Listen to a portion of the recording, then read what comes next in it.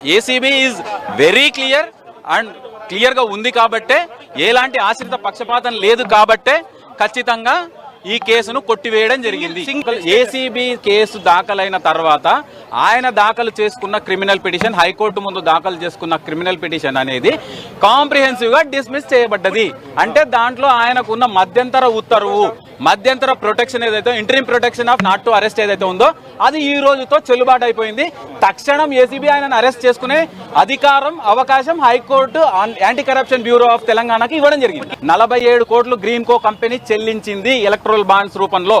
ఆ electoral bonds మరి ఎఫ్ఈఓకి green కోకి ఏం సంబంధం అంటే ఎఫ్ఈఓ ఫార్ములా ఈ కార్ ఆపరేషన్స్ కంపెనీ ఏదైతే ఉందో అది 3 రోజుల ముందు రిజిస్టర్ కాబట్టి ఒక బుడ్డ కంపెనీ.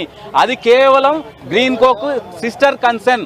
రాష్ట్ర ఖజానా నుంచి 55 కోట్లు చెల్లించమని మౌఖిక ఆదేశాలు జారీ చేయడం, ఆయన ప్రెస్ మీట్ లో కూడా చెప్పిన విషయాన్ని కూడా కోర్టులో తీసుకోవడం జరిగింది. ఏసీబీ ముందున్న కేసుల్లో ఎవరు ప్రెస్ మీట్లు నిర్వహించరు, క్రిమినల్ పిటిషన్లు ఫైల్ చేసుకోరు క్వాష్కి. కానీ వారు ఫైల్ చేసి ఆయన లేఖనాలను ఆయనే ఫిలప్ చేసుకోవడం వల్ల ఈ రోజు అది ఆశనిపాతంగా మారింది.